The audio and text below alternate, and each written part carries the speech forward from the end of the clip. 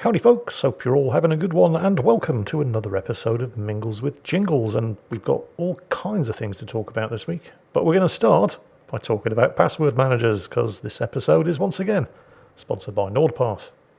You can get a 2-year NordPass premium plan with an additional month for free, all covered by NordPass's 30-day money-back guarantee, so it's completely risk-free. Just go to nordpass.com/jingles and use code JINGLES to get this deal and keep those passwords safe and organised. What's that, Akazuki? You used the same password on every website and login for the last 15 years? Really? It's not very smart, is it, Akazuki?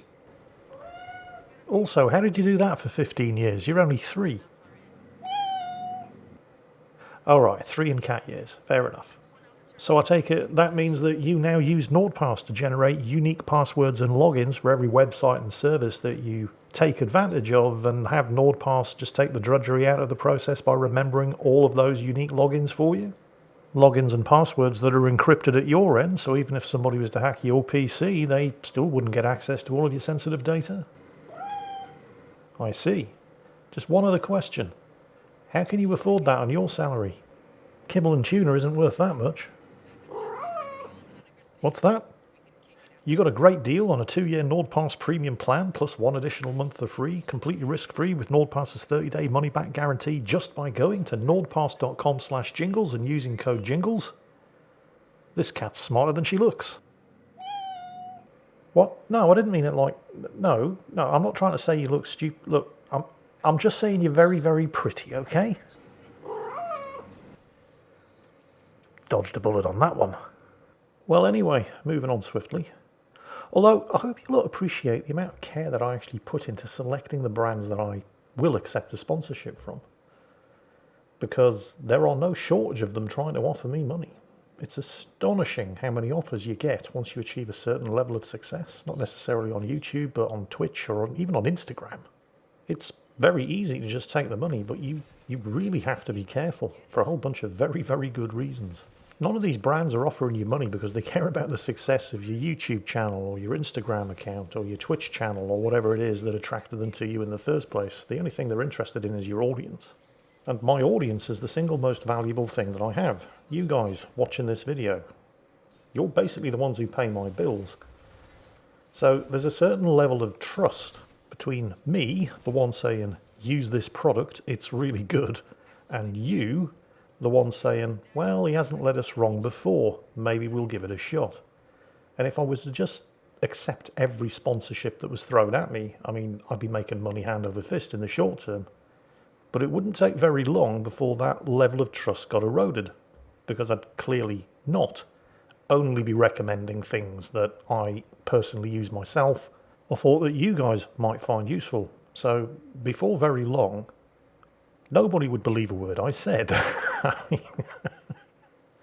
Hey, have you heard about the new mobile game, Raid Shadow Legends? My credibility would be in the toilet overnight. And yeah, Raid Shadow Legends are a brand that have tried to buy my credibility many, many times. And they have a very, very big advertising budget. But it just wouldn't be worth it.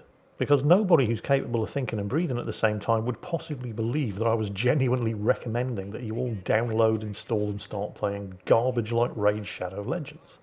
Which is why you only ever see sponsorships around here for things like NordPass and Audible. It's not that I haven't been offered other perfectly reputable brands, but again, people have to believe that I would actually use them. Perfect example. You ever heard of HelloFresh? They're a retailer that sends you basically fresh food meal kits every week. And they are very good. As far as I'm aware, there's absolutely nothing wrong with them as a brand. Apparently the meal kits are good value for money. And they're very good for you. Good, healthy food. And that's kind of the problem. Because who out there, for even a fraction of a second, would believe me? Anybody who's seen a picture of me isn't going to believe for a second that I'm into promoting healthy eating. So while something like HelloFresh is a perfectly good brand, nobody's ever going to believe, even if I was perfectly sincere about it, nobody's ever going to believe that I was sincere about promoting a healthy eating brand, because Well, just look at me. So, yeah, you have to pick and choose the sponsorships that you accept carefully for a whole bunch of reasons. And you really do have to accept sponsorships because YouTube is basically shit. It's just very difficult to make a living on YouTube alone. Fortunately, brand sponsorships do exist. Unfortunately, something that I've noticed quite a bit personally lately, and after doing a bit of research, it turns out that I'm definitely not alone. And I do hate this term, but it's the one that everybody uses. But the scammers are starting to target social media influencers. I mean, I'm used to seeing scam messages from Nigerian princes and the manager of the Abu Dhabi International Bank and so on and so on. But they're fairly easy to spot. So when I suddenly started getting, like in the space of 1 week, 15 or 16 different brand sponsorship deals from some really big names, Microsoft, Hewlett-Packard, Pierre Cardin, etc., etc., that all originated from somewhere in the Czech Republic. Imagine my surprise at learning that all of these massive international corporations had moved their headquarters to the Czech Republic. So, yeah, this first wave of social media influencer scam attempts were fairly easy to spot. But I started thinking to myself, why? I mean, why am I being targeted? Why are social media influencers suddenly being targeted by the scammers in such large numbers? I mean, none of them were actually asking me for any money, so I didn't get it. And again, with a little bit of further research, it turned out that there's actually a very good reason for it. So I did a bit of research. I mean, I wasn't dumb enough to respond directly to any of these obvious scams. But it turns out that all they want is to get you to put a link into an Instagram post, a Facebook post, a tweet, or one of your YouTube videos. Offer you heaven and earth in order for you to get that link out there. They never actually pay you anything, of course. The promise is that once the link or the video or the tweet or the Instagram post is up, then you will be paid. But you'll never hear from them again. They just want you to put the link up to take advantage of the trust that exists between me, the social media influencer, and you, the target audience. And it's actually kind of devious because, well, it's not going to surprise anybody to hear that if they get something recommended to them by somebody that they trust, they are much, much more likely to click on it. And it's sad but true, but this sort of thing is very, very effective. There was a recent story, I think it was the footballer Cristiano Ronaldo was at a press conference or something, and whichever league or tournament he was playing in was sponsored by the Coca-Cola Corporation. So he's sitting there at this press conference and there's bottles of Coke all around him, and instead he reaches for a bottle of water. And overnight that cost the Coca-Cola Corporation something like 2% off their stock value. It cost them billions. Now, I realise it's stupid, but it works. That's the kind of power that people can have over an audience. I mean, I'm not suggesting I have that kind of power over you, but clearly I must possess some kind of influence over my audience above and beyond what you might expect to gain from just sticking a banner ad on a web page or something. Otherwise, the scammers wouldn't be trying to get me to stick their links into my videos in the first place. And trust me, these are not the kind of links that you want to click on. But yeah, I wasn't born yesterday, so all of these obvious, or relatively obvious, scam sponsorship deals from all of these global mega corporations that all seem to have the same email address originating from the Czech Republic, they're fairly easy to spot and ignore. But then they started getting a bit more sophisticated. Now, I've been getting emails from marketing companies for a long, long time now. One of which I do actually work with. These are the guys who organise the NordPass and Audible sponsorships, and I trust them completely. But there are a lot of these marketing agencies out there, and some of the more sophisticated scammers are impersonating them in order to get their foot in the door. Let me give you a perfect example. So, like I said, there's this one marketing agency that I do work with, and I do trust them. They've been very, very good. They don't try to push stuff on me that I'm not going to be happy promoting. They're obviously not the only marketing agency out there, and I do get emails from their competitors on a regular basis, most of which I don't even bother responding to, because one, I'm happy with the agency that I'm working with, and two, well, I don't want to just deluge you with sponsorships. I do 2 NordPass and 1 Audible sponsorship every month. That's the deal that I currently have. And, well, for one thing, I don't need to be making all of the money in the world. And two, I don't want to be spamming you guys with sponsorships every time you click on one of my videos. See, at the moment, I do 3 sponsorships per month. 2 for NordPass and 1 for Audible. And I'm perfectly fine with that. And based off the numbers, it seems that you guys are fine with that as well. I mean, obviously, there's always going to be somebody complaining. That's just the nature of the internet. At the same time, though, you can't, you have to take the complaints seriously, because there can be an indication that the level of trust that exists between me and you, the audience, is being eroded. That does not seem to be the case with the current level of sponsorships that I'm maintaining. However, my financial situation changed for the worse very recently. Now I have a mortgage. And so I thought, well, it wouldn't hurt if I was to at least investigate some of these other sponsorship opportunities, but it needs to be from a name that I trust. If I am going to take on another sponsorship deal, I need to hold it to the same standards that my existing sponsorship deal is held to.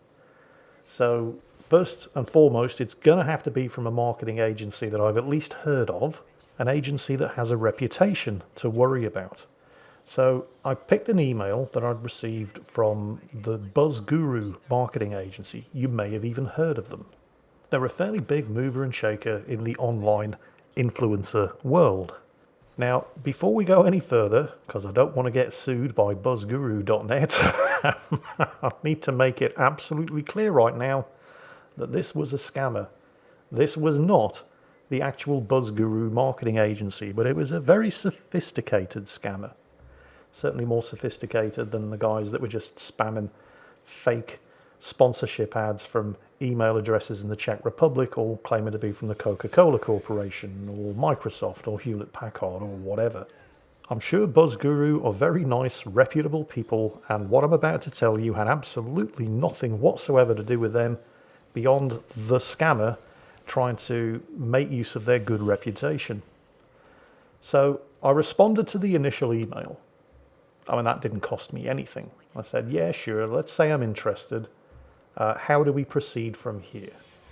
Because the initial terms looked pretty good. A little too good, if I'm being completely honest. I mean, like I said, I've been working with this one marketing agency for 2, possibly 3 years now.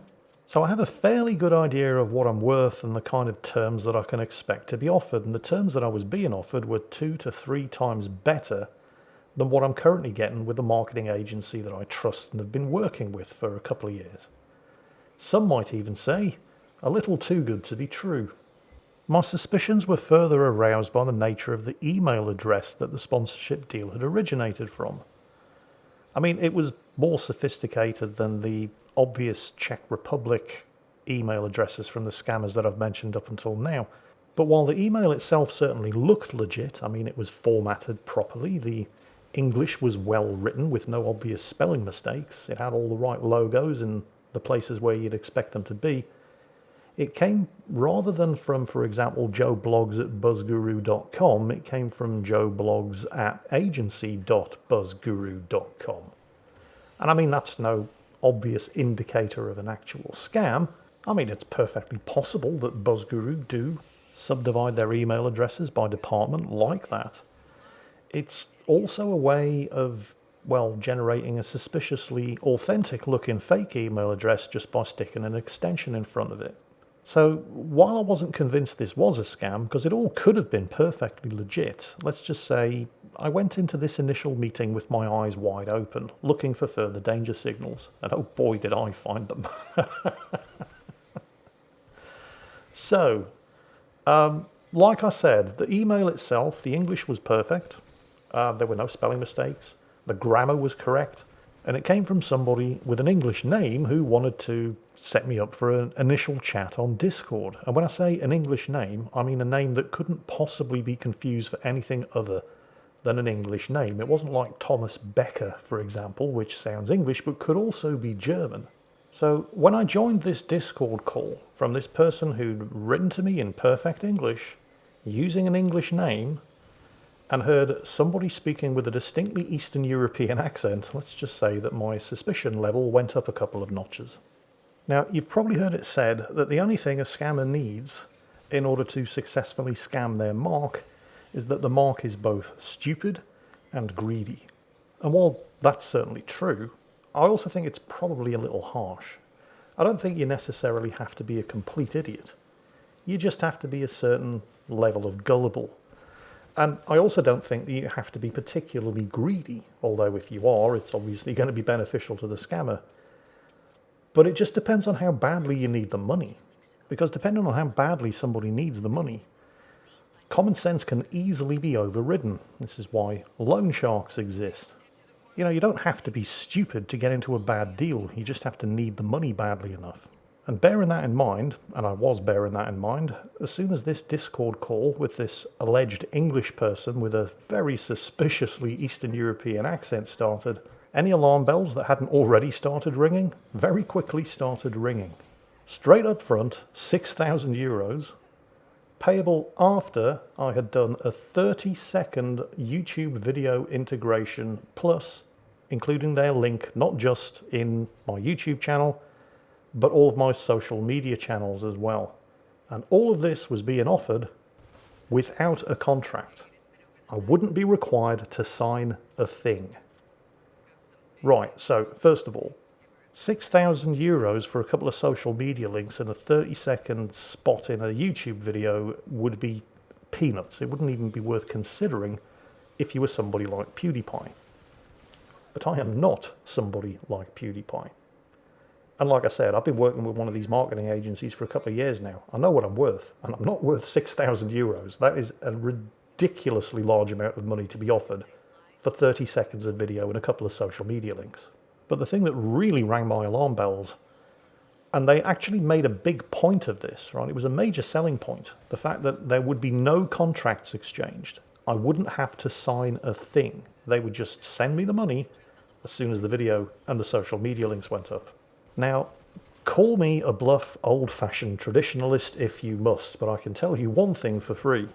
If I am entering into any kind of financial relationship with anybody where money is going to change hands, money that taxes are going to have to be paid on, there are going to be things signed, right? There's going to be a contract.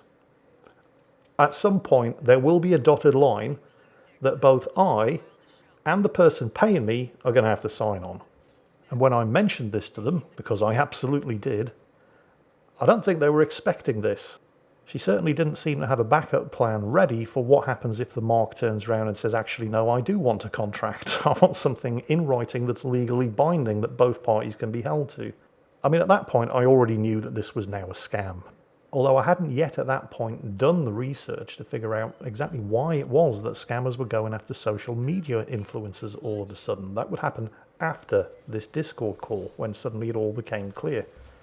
They did try to backtrack and say, well, sure, I mean, you know, if you want a contract, then we can have some paperwork drawn up and sent to you. But at that point, I was basically done. There were too many suspicious red flags popping up for me to be comfortable with proceeding any further. So I just thanked her for her time, ended the Discord call, blocked her on Discord, and added her email address to my list of filtered spam messages.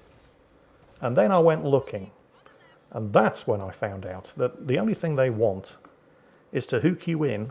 They'll promise you the earth just to get you to include their link in your social media, your YouTube channel, your Twitch, your Instagram account, whatever. You'll never see a penny of the money. They're just trying to exploit the trust that exists between you, the social media influencer, God, I hate that term, and the audience, the people who actually trust you to give them good recommendations. And anybody who clicks on any of the links that they've asked you to include will soon come to regret it. So I think it's fairly safe to say that I, and by extension you lot, dodged a bullet on that one. It's just sad how careful you have to be. But, well, I guess that's an indication of the world economy at the moment. The more desperate people get, the more likely they are to fall for the scammers. Thankfully, I'm not exactly desperate. I mean, yeah, I have a mortgage now. More money would be useful, certainly. But I'll manage. I don't need the money. If I had, this story might have had a different ending. A short-term money grab for the sake of €6,000 could, and probably would, have destroyed my credibility with you guys, my audience, overnight. And you can't put a price on that. Well, you can. Putting a price on that is exactly what marketing agencies are for. But you know what I mean. I'll continue to get by. And it's largely because of messages like this that I received a couple of weeks ago from November Bravo, who's been subscribed to me for 3 years now. And he said this: on the Audible sponsorships, I think you really got that spot on. As someone who never read, never even thought of looking at books at the ripe old age of 27, I now have over 100 Audible books thanks to Jingles, and have now started reading actual paper books. Unbelievable. Truly, I owe this to Jingles and him actually caring what companies he cooperates with. A lot of people won't see reading a book as anything special, but considering the last time I read a book was 7 years ago, this is huge for me. Thanks, Jingles. November Bravo, you are entirely welcome.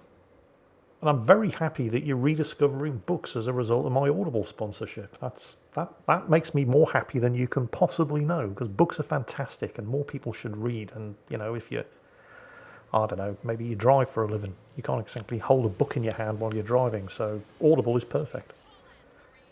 If anybody wants to take advantage of my Audible sponsorship, by the way, you can always text Jingles to 500 500. What? Hey, the economy's tough right now and I've got a mortgage. And on that bombshell, that's it for this week's episode of Mingles with Jingles. I hope you've enjoyed it. I hope you've all learnt a thing or two from it. And as always, take care, stay safe, and I'll catch you next time.